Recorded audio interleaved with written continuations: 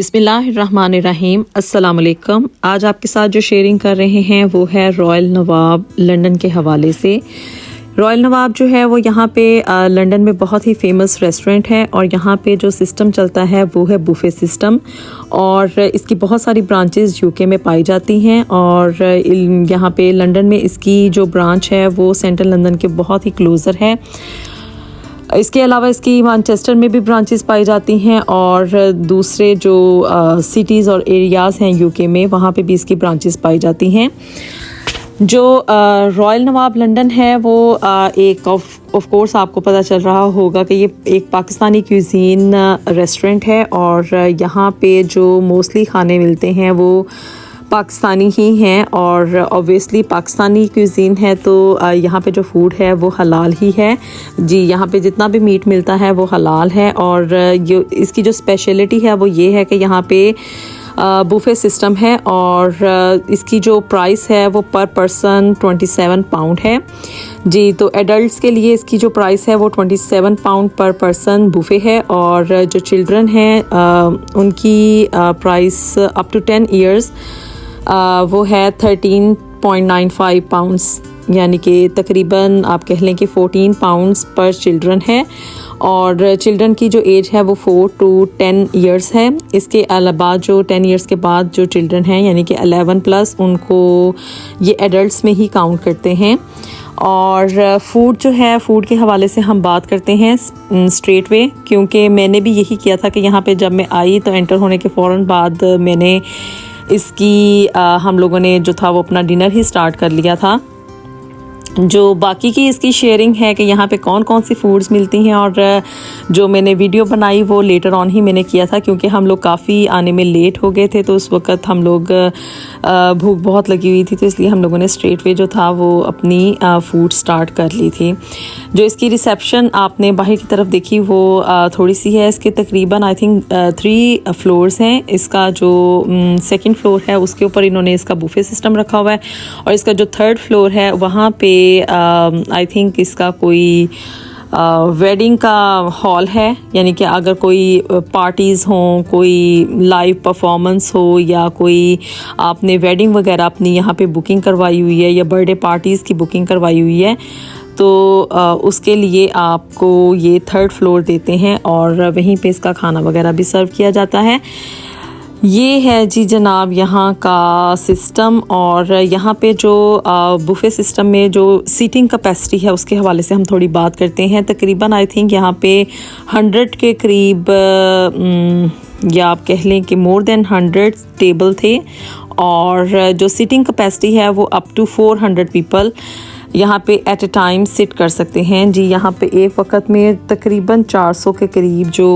Guest हैं वो एक वक्त में बैठ सकते हैं और अपना खाना एंजॉय कर सकते हैं जी। तो अब हम लोग जब अपना खाना वगैरह खा के फ्री हो गए थे तो फिर मैंने उसके बाद की वीडियो बनानी शुरू की। चलें तो अब आपके सामने शेयर करती हूँ कि यहाँ पे कौन कौन से आइटम्स जो थे वो बुफे में अवेलेबल थे। सबसे पहले जो है वो हम डेज़र्ट से स्टार्ट कर रहे हैं कि डिज़र्ट्स में कौन कौन सी डिशेस थी। तो उसमें बहुत ही ज़्यादा यहाँ पे आइटम्स मौजूद थे जिसमें कि गुलाब जामुन, गाजर का हलवा, मूंग दाल का हलवा और आई थिंक शाही टुकड़े भी थे और इसके अलावा आइसक्रीम की बहुत सारी वैरायटीज़ थी, फ़ालूदा वगैरह भी था और मैंने तो यही चीज़ें बस ट्राई की और इसलिए मुझे इनका पता है। बाकी की और भी आइटम्स यहाँ पे मौजूद थे। इसके बाद ये आ जाता है जी सैलड कॉर्नर और साथ में इसमें डिफरेंट टाइप के सैलड्स हैं जिसमें मैकरोनीज़ और रशियन सैलड और दूसरा आम सैलड जो है वो भी तुर्किश टाइप सैलड भी है और ये इसकी अदर साइड पे गोल गप्पे, चाट वगैरह और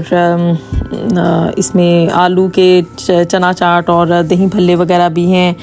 और इस तरह की मुख्तलिफ जो देसी टाइप की टच की वैरायटीज़ होती हैं ना जिनमें के स्टार्टर टाइप आ जाते हैं, गोल गप्पे भी थे यहाँ पे। तो ऐसी आइटम्स यहाँ पे मौजूद थी और फिर उसके बाद आगे चल के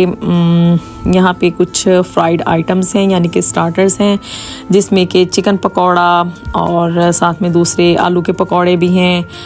चपली कबाब हैं, विंग्स वगैरह हैं, चिकन विंग्स हैं और जो हैं सीख कबाब हैं। इस तरह के मुख्तलिफ़ किस्म की यहाँ पे वैरायटीज़ हैं और ये सूप भी था यहाँ पे, चिकन कॉर्न सूप है और साथ में ये कुछ लजानिया टाइप की डिशेस यहाँ पे पड़ी हुई हैं, कुछ नूडल्स हैं, कुछ मैक्रोनीज़ हैं और लोबिया टाइप और ऐसी जो चाइनीज़ टाइप डिशेस हैं ना वो यहाँ पे अवेलेबल थी। काफ़ी ज़्यादा यहाँ पे खाने थे और आप तो जानते ही हैं कि बुफ़े में यही होता है कि इंसान को समझ नहीं आती कि मैं कौन सी डिश खाऊं और किसका जो है वो जायका चखा जाए और किसको छोड़ दिया जाए। तो ये चूज़ करना यहाँ पे जब आप बुफ़े में जाते हैं तो बहुत ही ज़्यादा हार्ड हो जाता है। अगर इसके खाने के टेस्ट के हवाले से हम बात करें तो खाने का टेस्ट जो है वो अच्छा ही है, मतलब कि मुझे पसंद आया यहाँ का खाना जो था, लेकिन ये कि बहुत ज़्यादा अमाउंट में नहीं आप खा सकते, क्योंकि जब भी आप बुफ़े में आते हैं तो अ लॉट ऑफ वैराइटीज़ की वजह से आपको पिक एंड चूज़ करना बहुत ही ज़्यादा मुश्किल हो जाता है कि मैं क्या लूँ और क्या ना लूँ। तो इस वजह से इंसान इसी कन्फ्यूजन में होता है कि अब मैं क्या करूं और क्या ना करूं, तो इस वजह से खाना जो है वो इतना ज़्यादा नहीं खाया जाता। ये यहाँ की डिशेस हैं जो करीज़ वगैरह थी वो हैं, उसमें कि जो मैंने ट्राई की थी आई थिंक उसमें चिकन कढ़ाई, मटन कढ़ाई और चिकन पालक था शायद, या पता नहीं मटन पालक था, अब मुझे इतना याद नहीं है। और उसके अलावा हलीम था यहाँ पे, निहारी भी थी, पाए भी अवेलेबल हैं और साथ ही साथ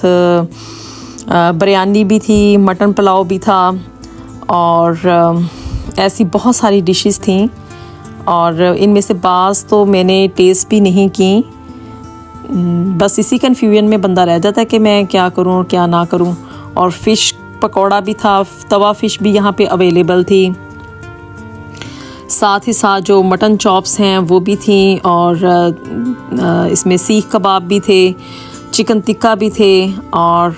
फ्रेश नान ये यहाँ पे लगा रहे हैं और साथ ही साथ फ्रेश पराठे भी यहाँ पे अवेलेबल हैं, पिज़्ज़ा भी पड़ा हुआ है और ये जो आपको साइड पे करके येलो कलर की नज़र आ रही है वो बेसन की रोटी है और नान भी थे यहाँ पे फ्रेश बन रहे हैं। और आप इवन अगर चाहें तो कह के बिल्कुल ही गरम गरम नान जो है वो तंदूर में से निकलवा के उसे भी आप इंजॉय कर सकते हैं। ये हो गई जनाब यहाँ की डिशेस जो कि अवेलेबल थी। और ये है इसका मेन डेस्क या रिसेप्शन आप कह लें, जहाँ पे कि पेमेंट भी की जाती है और साथ ही साथ यहाँ से ये ड्रिंक्स वगैरह बना के अपने गेस्ट को जो है वो सर्व भी करते हैं। और ये यहाँ पे आई थिंक कोई एशियन ब्राइडल शो होने वाला है 1-2 दिन के अंदर, तो ये उसकी एडवर्टाइजमेंट इन्होंने की हुई है। और जिस दिन मैंने इसका विज़िट किया था उससे 1 दिन पहले जो है वो यहाँ पे आई थिंक अहमद जहां ज़ेब ने लाइव परफॉर्मेंस की थी और चूँकि मुझे इस बात का इल्म नहीं था तो मैं यकीनन अगर मुझे पता होता तो मैं उसमें लाइव परफॉर्मेंस में यकीनन शिरकत करती। और जो मैंने विज़िट 1 दिन ठहर के किया है तो वो मैं 1 दिन पहले उसको प्लान कर लेती। तो ये थी जी जनाब यहाँ की कुछ रोदाद यहाँ पे गुजारी हुई शाम। और आप देख सकते हैं कि ये लोगों के साथ खचाखच इस वक्त इसलिए भरा हुआ है कि चूँकि ये डिनर टाइम है और ये उनका पीक टाइम था, तो इसलिए यहाँ पे बहुत ही ज़्यादा मैंने लोगों को देखा। और मोस्टली जो फैमिलीज़ थी वो पाकिस्तानी ही थी और यहाँ पे वो अपने कुछ तो वैसे ही डिनर एंजॉय करने आए हुए थे, कुछ अपनी लिटिल बिट बर्थडे पार्टीज़ करने के लिए आए हुए थे। और ये इसकी मेन डेस्क है या आप कह लें कि रिसेप्शन, जो कि मेन दरवाजे से एंटर होने के बाद है। ओवरऑल तो मैंने इसको अच्छा ही पाया, लेकिन जो इसका बैड पॉइंट था वो ये है कि हम लोगों को ख़ुद भी इस चीज़ को कंसिडर करना चाहिए कि यहाँ के जो टॉयलेट्स थे वो मुझे इतने साफ़ सुथरे नहीं लगे। तो इन लोगों को कंसिडर करना चाहिए कि उसकी क्लीनिंग को और उसकी जो प्रोग्रेस है उसको माइंड करें और उसको इम्प्रूव करें। तो वैसे उठने बैठने के लिहाज से तो उन्होंने अच्छा उसको मेंटेन किया हुआ, लेकिन जो टॉयलेट्स थे वो इतने अच्छे नहीं थे। तो ये थी कुछ शेयरिंग आपके साथ। मिलते हैं आपसे नेक्स्ट वीडियो में। अंटिल देन अल्लाह हाफिज़।